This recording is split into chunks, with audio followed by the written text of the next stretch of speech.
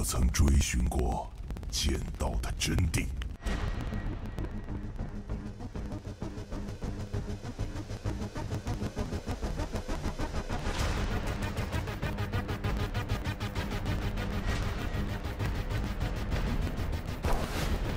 是敏锐的判断。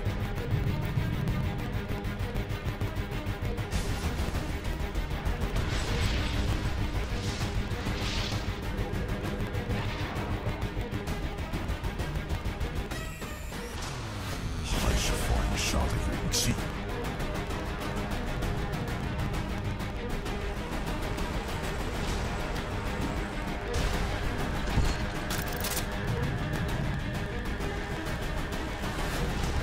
亦或灵活的身法。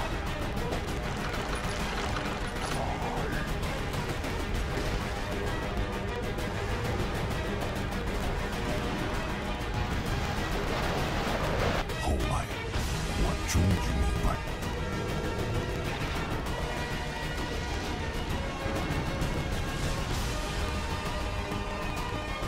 我们赢定了。修行的意义不只是磨练技艺，我就该站在那儿，更应是荣辱与共的信任。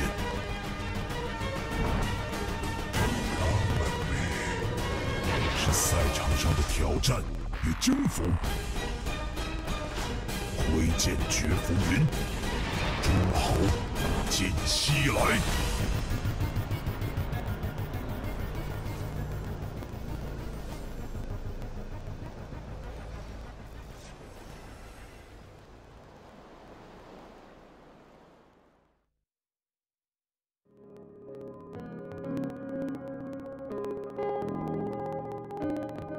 Ladies and gentlemen, welcome and good morning to Shanghai for live coverage of the Perfect World Masters. Day number 2 as we head into our upper bracket and work through the quarterfinals and the semi-finals once again. Yesterday saw 3 matches. We'll do exactly the same thing today until we have made ourselves known as far as the top 2 teams in the upper bracket and therefore a guaranteed top 3 finish for those 2 teams. We'll also reflect back before we head into the first game of the day. We've got our panel members ready, willing and able this morning.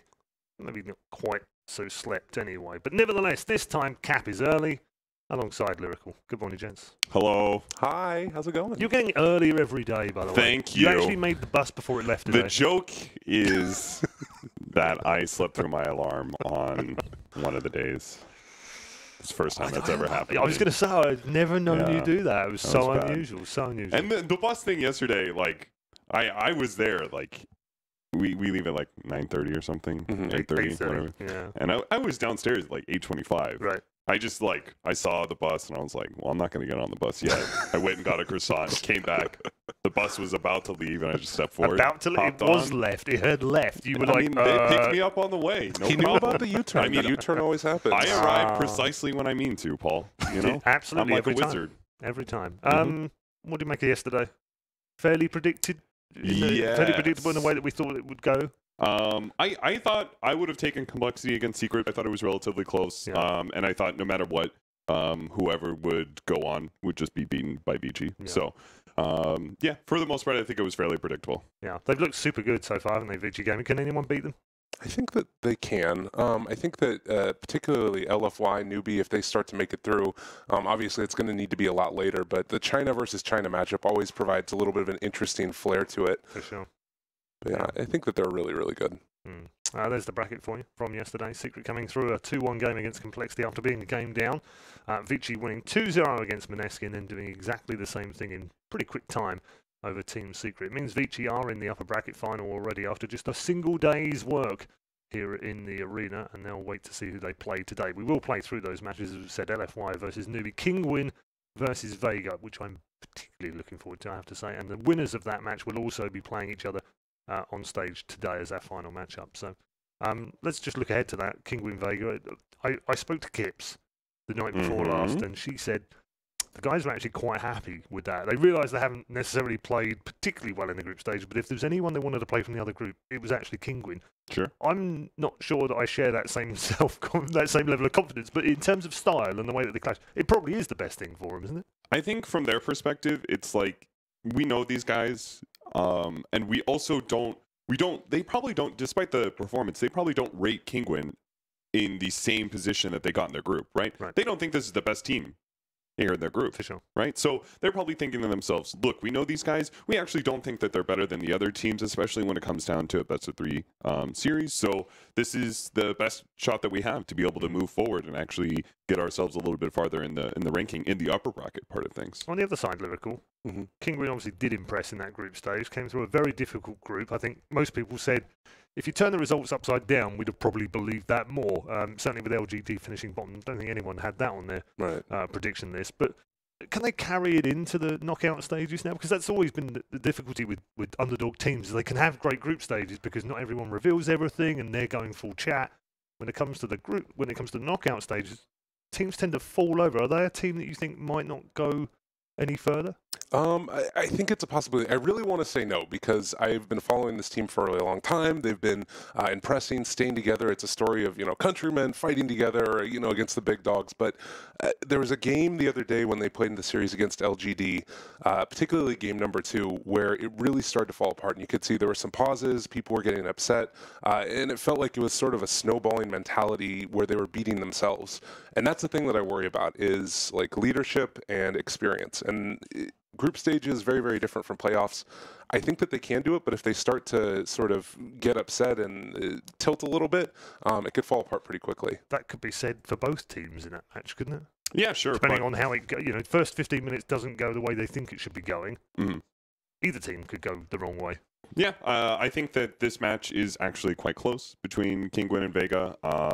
I think Vega has definitely looked like the worst team, but a lot of things can change, right? You go into the group stage, you have to play like multiple games against multiple teams. In this sort of situation, though, you had a day off to think about things, to be able to like think about strategies, to go over replays, that sort of thing, and to also do some scrims so you can figure some other things out about your own team. You go into this. Best of 3 is entirely different, right? It's a different mentality. Group stage is like boom, boom, boom, boom. You got to go, and face up against these teams, and various things can happen. But in a best of 3, where you know your enemy, this is where the truly stronger team is revealed. So I think Vega Squadron going into this is definitely the worst team, right? I think it's no question. They had a very poor performance at the group stage, but everything's different once you get to main stage. Yeah. What is the influence of Kips? Obviously, she's trying to keep that team together. I think everyone publicly has spoken about the fact that they are quite fractious. They can tilt a little bit. They can argue. What role does she have to play in there? Is she like a big sister as well as the coach and trying to get them to strategically work well together? I think every single coach in Dota does have that element to them. I don't think there's a single coach that you could point to that would say, oh, that guy is like purely the brain of the operation. Because honestly, if you are the brain of the operation, you're probably playing. So in that regard, most coaches are going to have some responsibility of being able to make sure that teams, and from a social aspect, from a teamwork aspect, are getting along together or figuring out their problems. And it helps to be able to have that outside voice, right? Because when you're playing together as just 5, there's always certain things that are going to be happening. Like maybe you're maintaining a grudge about something. Maybe there's something that happened in a game that went wrong and you're still holding that over somebody. But when you have an outside perspective that can come in and calmly be able to tell you, look, you did mess up this thing and you have to be able to rectify that, but you are right about this position, it really helps to be able to have that objective voice. Okay, let's just reflect back on yesterday's performance of Secret. I travelled back on the bus. I was very privileged to be able to sit in front of Puppy listening to him and Yap talk about their flaws and what they were going through. I'm not going to reveal too much because I think it was I think it was meant to be private, and I don't really want to say too much, but very interesting from my point of view of listening to what's important to them as a team. And they genuinely felt like they could have played much better and probably could have beaten Vici yesterday. I don't know. I think we looked at it and went, the first draft wasn't good. The second one was good. Maybe they didn't execute the way that they wanted to, but it certainly feels like the confidence is there, regardless of the fact that they're playing with a stand-in. I think that's always going to be there for him in particular. Puppy, and I think that I was expecting them to take at least a game off of Vici, so that was a little bit surprising to me. They're really good. They're a really good team, and I think that people were expecting when mid 1 was gone that it was just going to be like, all right, it's over, pack it in, we don't do it, but Ace is a player. That guy is so freaking good. Fata as well. I mean, all these people, they feel like they sort of fit together, and I think that even if you do end up playing a different style, that core group of 4 players is going to be enough to play with them every day. So I'm not surprised that they felt like they could have done better, and I expected a little bit better from them as well. So. And ultimately, if you look at the kind of style that they would be adopting with CTY, it would be them taking a step back to a style that they were already playing, right? They primarily played around mid-1 in the past. As they move forward as a team, they started adapting a bit more, and we saw Ace take over some more hard carrying and mid-1 be the space creator. But it is a style that they're quite familiar with, right? It's in their past. Yeah, for sure. The other two teams that played yesterday that didn't play so well, Moneski and Complexity, they only faced each other, which, in my point of view, is just like, that's awesome, right? It's fantastic that they're going to end up playing each other.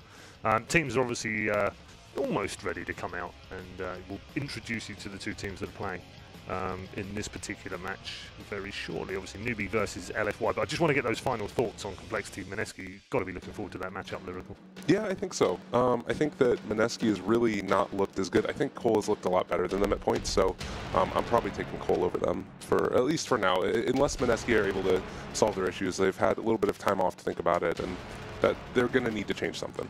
Okay, LFY entering the arena to get ready. They all seem to have the #1 on their back. It's because they are all the best player on the team. They're all China #1. Shut up and watch me play. That was the best. I love that video. That was great, wasn't it? It was something he said at TI, wasn't it? Yeah. If you want my... Shut up and watch me perform. That's what it was. Yeah. Shut up and watch me perform. The other team that they're playing is the team, Newbee. As you can see with their lineup right now. They sort of flattered to deceive in the group stages, Cat, didn't they? Like at one point you sort of go, okay, yep, they're back, they're good. And then in another game they just looked awful. I think Newbee's probably still figuring out the patch, but I do anticipate them to become one of the best teams in the world. There's no reason why, I think they'll take back their spot as #1 in China. Yeah. I do think the Chinese region is similar to NA, is going to be very competitive this season. I do like most of the rosters that I'm looking at, even if you look at, say, someone like Keen, who managed to qualify for the major, but nothing else. Even them, I was looking at them and I feel like they are quite the strong team. So I noticed these guys on their rosters, they actually all have individual numbers, rather than just #1. They do. Is it the deepest pool of talent still? Newbee? No, in terms of China. China qualifiers. China in general. Because when you look at the paper, you kind of go, wow, this could just be a tournament of its own and it'd be great. Yeah, but then again, that's not too different from China. Like, that's usually what China is about, right? Like, China as a whole usually underperforms when, like, the region is just suffering from some sort of meta change, or they're just not really keeping up to date with certain things, right? So Shanghai Major being a great example, right? Everyone knew that they were going to be bad because everyone was talking about, like, well, these teams are breaking up after this tournament, right? Like, the Chinese New Year is coming up. Like, this is when teams are going to be changing and everything is going to go differently. Of course, they're not really going to be prepared, right? And that was a great example of one of the times where China most underperformed. Yeah, and now we're in post-TI, which we always know they tend to suck for a while after TI. That's 3 months usually. Now it's 5 months for some reason.